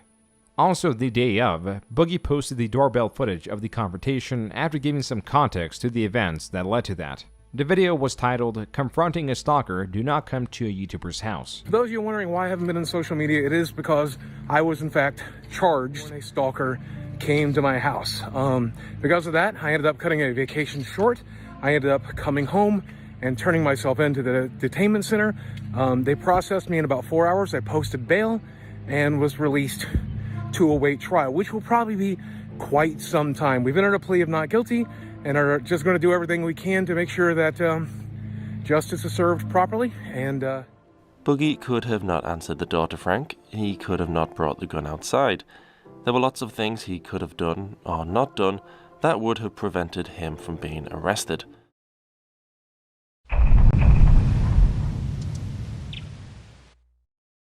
Pedophile is one of the things that I frequently get called. I see a fan saying, "Oh, I used to be such a big fan," but then I found out that he was a wife beater, or that he was a pedophile, or that he's a homophobe, or that he's a... I'm a fatally flawed broken. I am a fatally flawed broken person. You know, I'm not that different from my mom. I'm not that different from my dad. I've never molested anybody. You know, I didn't beat my kids. I chose not to have kids so I wouldn't do those things. But does that mean I'm any better than my mother? Does it mean I'm any better than my father? Probably not. There's also this tweet in which Boogie talks about how his dad molested his sister. And just 10 days later, he says that his dad deserved better than what he got. Then Boogie said this to someone who criticized him for saying that. And you tell me that man didn't deserve better than that. I fucking dare you. I fucking dare you, and I'll knock you the fuck out. I will knock you the fuck out. I will fucking floor you. You tell me that man didn't deserve better than that. Then I'll knock you the fuck out. I'll knock you on your fucking ass. I swear to God, I will. Anybody deserves better than that. His early YouTube days were a lot more similar to his Twitch persona. Love your Halloween outfits. I mean, I am not gonna lie to you. I like, if you want to wear a skirt that's like a 1/4 inch from your ass crack, I'm not gonna argue with you. That's a good decision. You're making good decisions. Two suggestions though. The first, could you stop being, 15? Because you're making me feel like a pedophile. And secondly, could you do it in this general area? Just kind of wear that on, just set right down here in the face area, please. Personally, I hope this is where Keem learned the lesson I did. While it is legal to date women that age, it isn't a great use of your time, and has a chance to be miserable for both of you in the end. Do not recommend. And yet now Boogie, at the start of his cycle, was teasing about revealing his girlfriend. Jokes were being made about her being 20 years old, and Boogie was doing what he did best and responding to all the comments criticizing him, also stating that they met when she wrote me to talk about some trauma she had gone through. We bonded as we helped heal ourselves. Eventually realized how compatible we are, and after about a year, we realized we shouldn't deny that. You told us she was an 18-year-old virgin. Me, Keem, and a kid behind the camera. In almost every single one of these are comments that jest at the age gap, celebrating Boogie hanging out with his daughter or granddaughter. Excited? No. You said you wanted to do young people stuff. I don't know what you mean. You don't want to play? I want to play. This is embarrassing. Let's play. Hold on, I got an idea. You ready?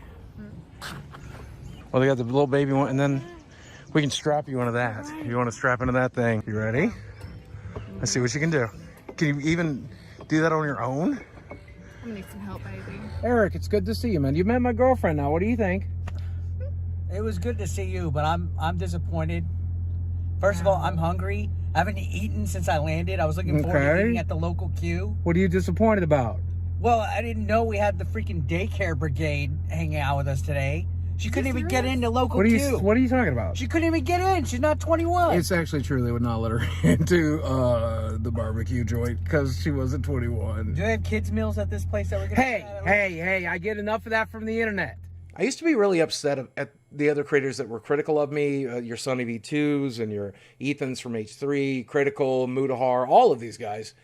And it really used to rub me the wrong way. But I think I've learned to find the positive criticism for the things that they have to say. And I think I'm finally taking that to heart. And I hope that it's showing in this video. I hope that it's been showing in my other videos. I hope that it's been showing in my live streams. And I hope very soon we can get it to show in my body.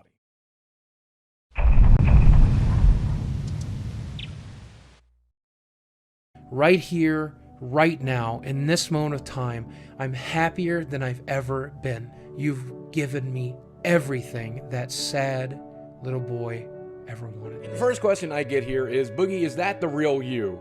And the answer is no. It's absolutely a character that we've generated and we've created. Commenters also criticized his public nice guy persona for being disingenuous. I play a very different character than I play on Twitch, which is YouTube has always been the best version of me. This is the version of me I'm trying to be. Boogie2988 really wasn't him. Who on social media just portrays themselves?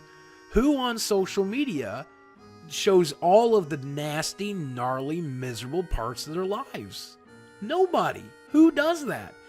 I think I share more than most. He's always super reasonable and well-spoken and tries to understand both people's side to a story and tries to sympathize with people. Then on the other hand, he goes on 4chan and calls people beta cuck.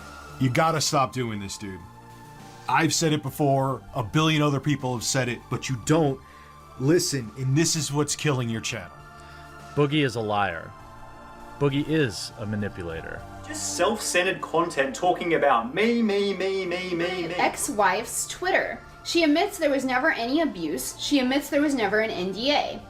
Yet you continue to preach it like it's real. Really quick, the only reason why in my video I said that he got an NDA is because he said it. In my mediation, there's like, a non-disparage clause, which I asked for. Boogie was also embroiled in several other controversies, such as promoting the counseling service BetterHelp despite the fact that the counselors were unqualified. He also interviewed a suspected abuser kid behind a camera but avoided the pertinent topics. Boogie advertised for all kinds of adult content. He also used his online space to give his thoughts on things, as he would later do in his vlogs. One recurring theme was nothing other than his fleshlights, and I quote, "I think personally my fleshlight is a bit better than being with a woman in some ways. No offense, I figured I'd list the reasons. 1, it's tighter. 2, it sucks without complaining. 3, it swallows at least as deep as it can go. 4, when you're done you can lock it in a dark place and it can't complain. 5, no need to reciprocate, but ultimately I just flat out think it feels different, and in some ways better, than the real thing. Honestly, there's nothing like it. It's like the first time you pop Mary Lou's cherry at 18, or sinking it into your girl's butt for the first time. Not too tight, but oh so right." I had a guy try to rob me once. He tried to break into my apartment.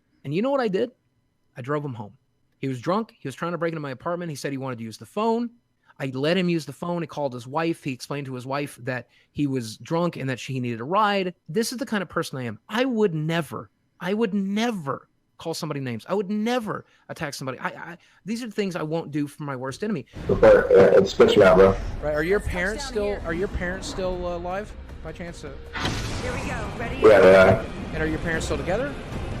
No. Okay, all right. So maybe I should take point then.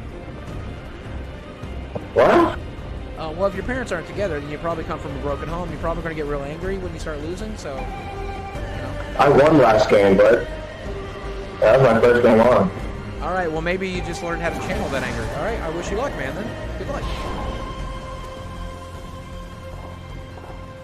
My parents died. That sucks. Yeah, I'm pretty much Batman. So I'm a black person. Sparkle, I'm glad to hear you're still black. And thanks for 2 months of support, man. That's a lot of money, I guess, for a person of color, or is it not? I don't know. But I have a gun that's also a USB drive. So, with some lesser known ones being brought to light, like this. Does she know how many orgies I've been to? Or arranged? Does she know how many girls I've watched fuck? Or fuck myself? Does she know that I'm a monster? Does she know that I have internet sites that are so disorienting that it would make Satan blush? Does she know that I film more sex than she's likely to have had? I obviously never actually say the word, but I don't even like abbreviating it. Niggas, and I know that I could still be a niggas, and be one. Do you guys want to see what I can do? Why do I have 2 beds? One for me and one for my hooker. One for me and one for my hooker. One for me and one for my hooker. One for me and one for the hooker. One for me and one for my hooker. If you can prove to me you showed me No Names December, I will literally take Sam to the pound. Just a gorilla. I will literally take him to the pound and find him a new home. I swear. Please don't do that. What? Yeah, please don't do that. We love animals too much. I will find. No, I'm saying I will find him a new home. I will find him. A new home. keep your dog. Keep your dog, please. Just gotta lick them right where they pee from, like this.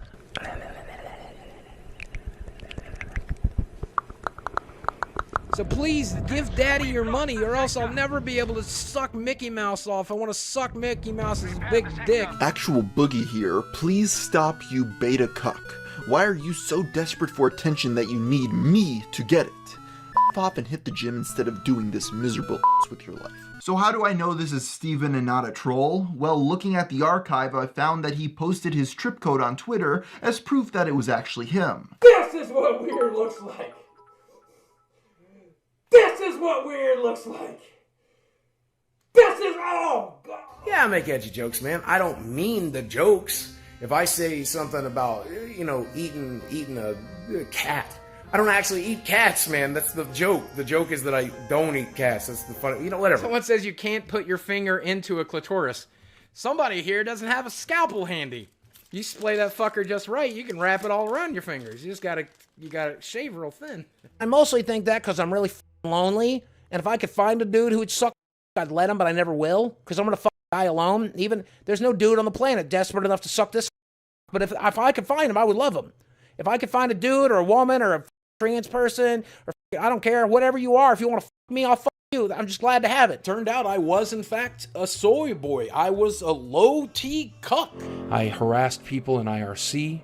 I made fun of people. I posted pictures of tub girls to forums. We would just get up to the worst kind of stuff. Back when 4chan was brand new, I would post pictures of tub girl on Christian message boards to troll people. And that was until until your mid-20s, about late 20s. Oh, geez, really? All right, I was in my 30s, really. Oh, in your 30s? Yeah, I was in my 30s. It took you longer to grow up. You make me so sad, Boogie. I want to end it all and saw you as an inspiration. My end is on you.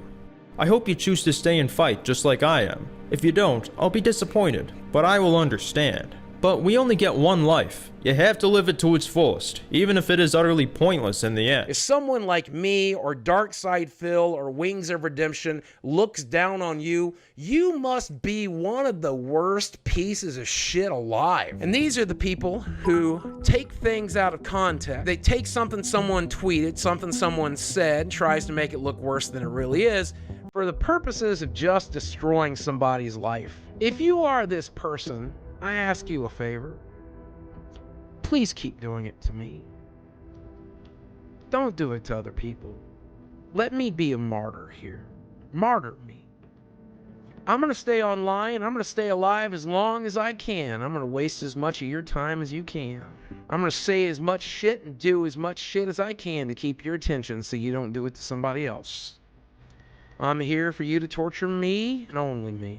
I'm going to make a living letting you torture me. I'm going to be the next Darkside Phil. I'm going to be the next Wings of Redemption. I'm going to spend every day online to keep you fucking busy so you don't do it to somebody else. But I want you to know, I think you are the lowest of the low. I think you are the worst of the worst. I think that there are fucking rapists and Nazis out there who, even though they are rapists and fucking Nazis, they are more redeemable than you because at least they're doing something they fucking believe in. They may be pieces of garbage. They may be pieces of shit. They may harm other people, but at least they believe what they fucking stand for. You stand for nothing. A rapist could be redeemed, I think. But could someone who dedicates their lives to being a piece of shit, a rapist could be redeemable. My parents raped me, and I believe they were redeemable. So, there you go. Zesty finally got to throw some support of my favorite people on the internet. Thank you, Zesty Shadow. Appreciate I do think these people are worse than Nazis. I do think these people are worse than rapists. I do think these are the worst people that exist in the world. If you don't like me because of that opinion, that's fine. But I can tell you this.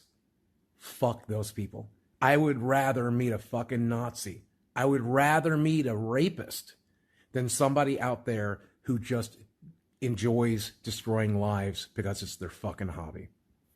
My opinion, sticking to it. Wow, holy shit.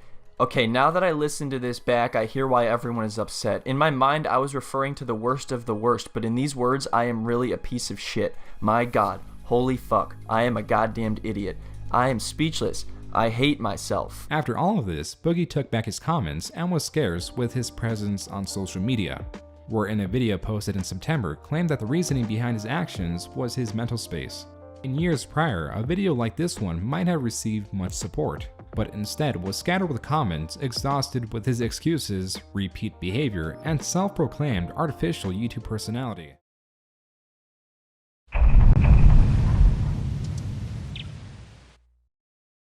Boogie recently announcing that he's basically broke shouldn't be a surprise to anyone, as if you follow all of his incredibly poor choices made over the last 4 and a bit years, you'll understand that bankruptcy was almost unavoidable. He tweeted out, "Remember when Bitcoin was $800? I had 10K in savings at that time and didn't invest because I didn't believe it would increase in value. That would have sold for over $200,000 today. I hate myself." He then lamented that he'll never be a millionaire now, which is probably only true if he's talking about liquidity, because if we're to consider his house part of his net worth, he's most definitely a millionaire already. Many were quick to point out that his hesitancy to invest was a good thing, as you shouldn't invest more than you're willing to lose. To Boogie, however, all he saw was that other people got something that he didn't, and he was unwilling to hear a second opinion. Boogie, are you a millionaire? Well, it depends on how you calculate millionaire. If you include my YouTube channel as it is, yes. By January, it was worth over $1,200, and 3 months later, that doubled. This growth continued until November, with the currency peaking at nearly $4,500. Boogie was undoubtedly rolling in it at this point, but like in many other instances, this second chance quickly began being abused. Boogie started bragging shortly after the first 1,000. He wasted no time rubbing it in the faces of the Redditors, saying, "Whenever the market does well, I think back to an old Reddit post earlier this year during the crash that said, 'Thank God Boogie's losing all his money.' How spiteful this person must have been that he hoped millions of people would go broke so I could lose my meager savings." Dude, you bet all your money on Red and just happened to get lucky.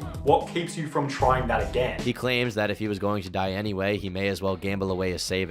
So, at the supervision of Jesse from McJuggernuggets, he put all of his life savings into crypto. This would all be revealed in a video he uploaded on January 18th titled, "I'm Finally Rich, How Crypto Made Me Rich." This video is brought to you by me and my artist friend Ninja Chris, who designed this awesome logo that you can get on a hoodie, a t-shirt, a mask, a mug, or a phone case. You survived 2021. The best way to show that is by getting this t-shirt, even if we barely survived January. It's not about the money, it's not about the attention, it's not about the views. And these days, it's especially not about the money, and let me explain why. I invested pretty much everything I had into cryptocurrency. Never feel pressured to get one of those memberships down below. Never feel pressured to subscribe on Twitch. Never feel pressured to make a donation or interact with one of my sponsors. Never feel pressured to buy a t-shirt.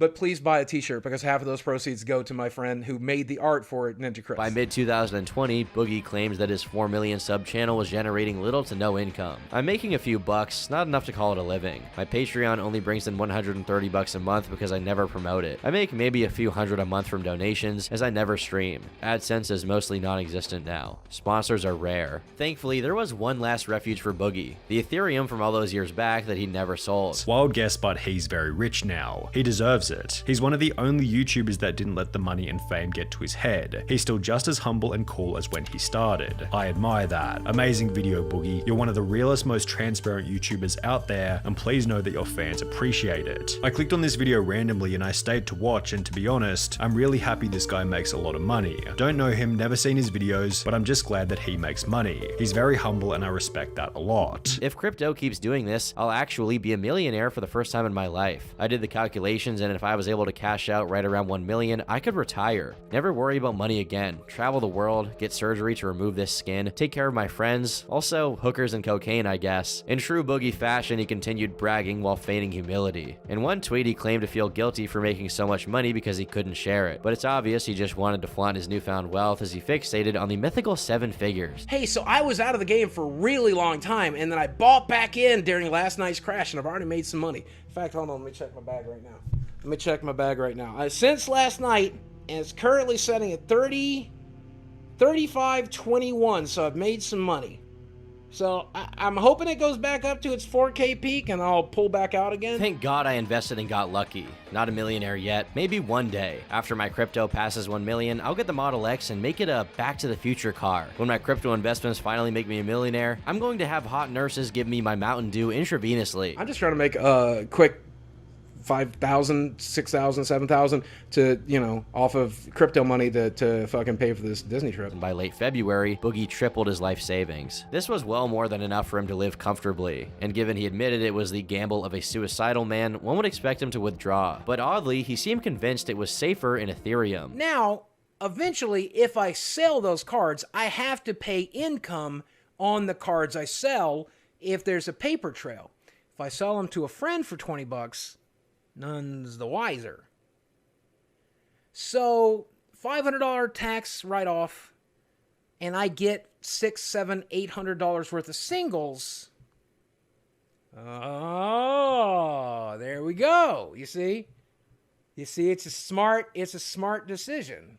Not only was Boogie being greedy, he was also exhibiting signs of pride, as he began investing as if he actually had a good understanding of what made certain cryptos valuable and others not, instead of investing with the understanding that he had gotten lucky. Despite claiming multiple times he would walk away from crypto for security, he never did. Instead, he wasted away hundreds of thousands of dollars in a desperate attempt to earn more. 100% this. I took bad financial advice from a friend who promised he would bail me out if things went bad. Things went bad and he did not. Really stupid of me. Please tell us the shitcoin. You're gonna laugh. Storage. This alludes to the same offer explicitly referenced to be from McJuggernuggets. Interestingly, Boogie claims to have severed the friendship in a reply. In Jesse's words, they fell out because one of Boogie's friends brought 2 prostitutes to his Halloween party without permission. Apparently, they drunkenly started fingering each other to the point of staining his carpet with blood. Jesse's father kicked them out, only for the friend to drunkenly put him through a table. Boogie was allegedly filming all of this, which led Jesse's dad to lecture him on being disrespectful. Which financial advisor did you use when it came to putting every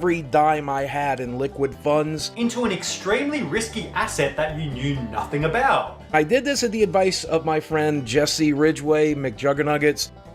McJuggernuggets, the guy who got famous for Psycho Dad Shreds video games and has had some recent bangers such as Angry Bald Kid Destroys TV? That's the person you trusted your life savings with? Within 12 months, he managed to lose $500,000. This itself would be bad enough, but just a few months later, even that would be lost. That same June, the crypto market experienced a massive downturn. This resulted in it shedding nearly 60% of its total market cap, a loss of over $2 trillion.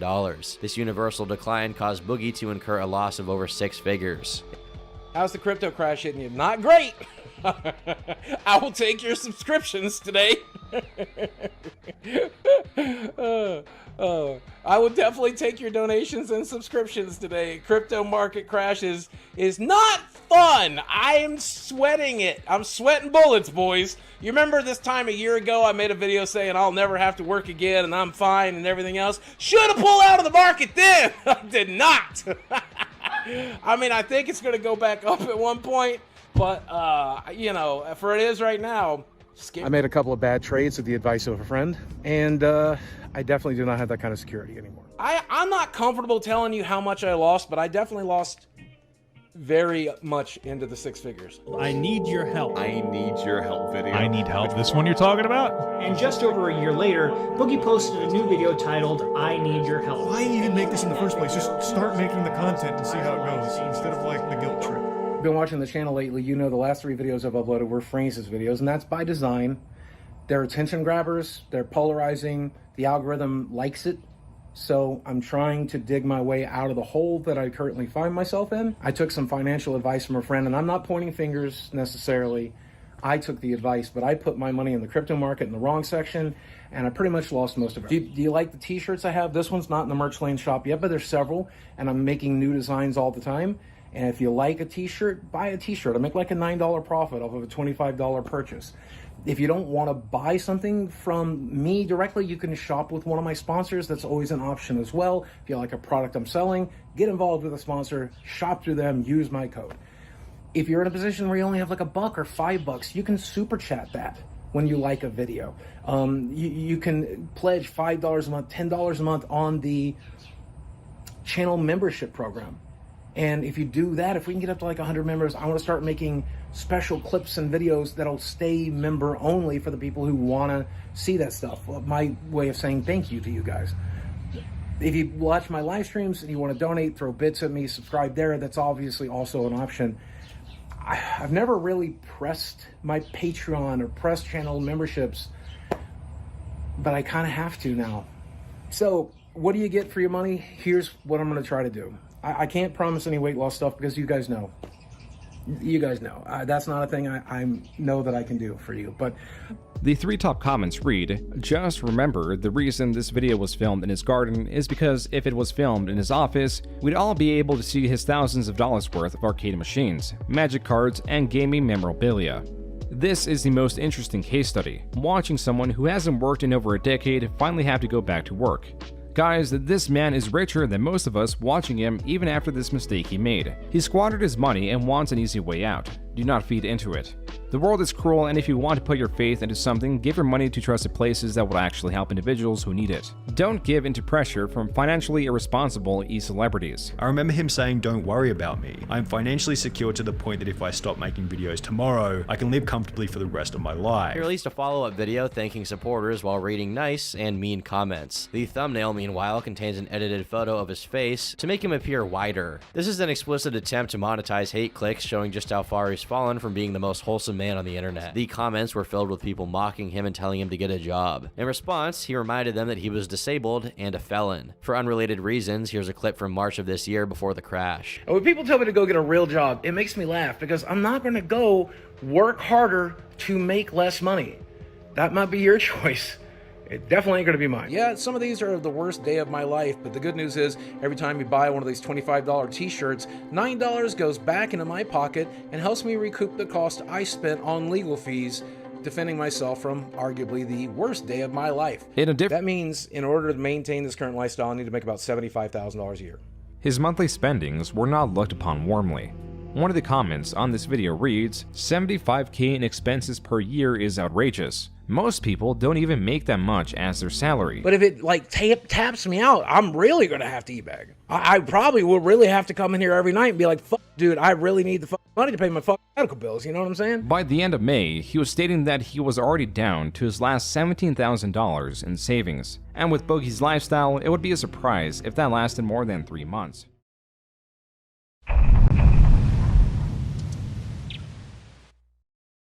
Yet he was saying he was doing better than ever because of the mushrooms he's been taking to help change his perspective. Psilocybin mushrooms, which don't work if you're on an antidepressant, when microdosed, can help people who have eating disorders, who help people who have anxiety, PTSD, and depression, all of which I have. Also, a unique trait to him are his constant epiphanies.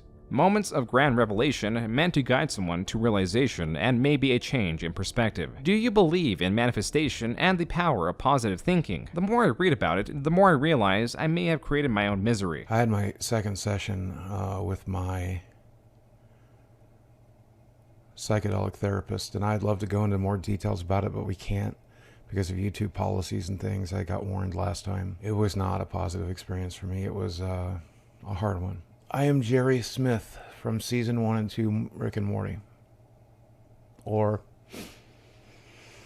possibly I'm BoJack Horseman. Or possibly I'm a combination of the two. And his patheticness has ruined his life. It's ruined his marriage. It's ruined his relationship with his children. It's ruined his career. But what's interesting about that patheticness is that it's a defense mechanism. That he's chosen to be pathetic in the hopes that no one would hurt him. The reason I compare myself to BoJack Horseman is because, like the character BoJack, I've done some terrible shit.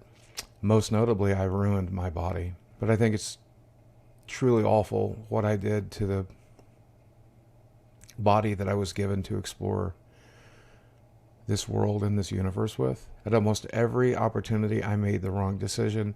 And I know on some level it was on purpose. Because I liked being pathetic. I liked hiding behind it. And I thought it would make it okay. I thought it would be safe. I thought it would be... But it's not. It's not. I'm afraid I was going to die that way. And I was going to die that way pretty soon. And so many other people had tried to help me. And I swear to God, I've never apologized to me. I don't know that I've ever been truly authentic about this stuff. I've hurt people so badly. People who rooted for me and believed in me and hoped for me and eventually got enough and walked away.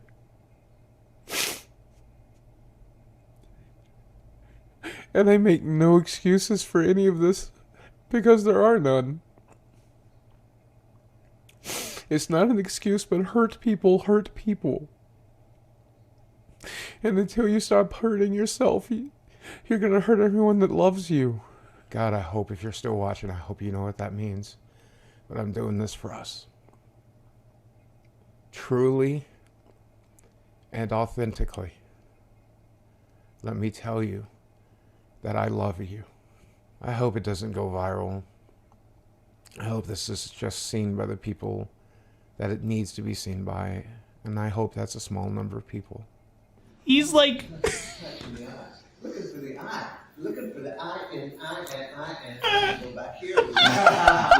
That is exactly what I would want a shaman who I go and visit to be wearing, okay? So he was staying with Boogie for a couple days, and then he assaulted the dog. He had offered to help me catalog my magic cards and perhaps purchase them. He took them from Boogie's home and to the local card shop, this is Glenn, the card shop owner, to catalog the cards. When I threw him out for assaulting my dog, he said he was gonna keep the cards. So this is where the cards had never been sold. There was no money exchanged. They were just at a neutral location, and the owner of that card shop helped get the cards back to Boogie, okay? The card shop owner talked him out of it and took the cards back. He decided that means I stole from him somehow both $10K for the 2 days of working out and also me entering my entire magic collection for terminating the deal. The shaman went to the police yesterday before going to Boogie's house. They could tell that he was in a crisis and tried to get him mental health help, but he apparently refused it. Last night, his house and his vehicle were vandalized by his shaman. I have to say that. This is because Boogie did not give the shaman some Magic the Gathering cards. This ends up happening where Boogie's house gets spray painted with a PDF file on there. That's a picture of Boogie. Don't know why we needed that. Also Thief on the other garage door. And this is all coming from this unhinged shaman who goes by the name Flaming Star.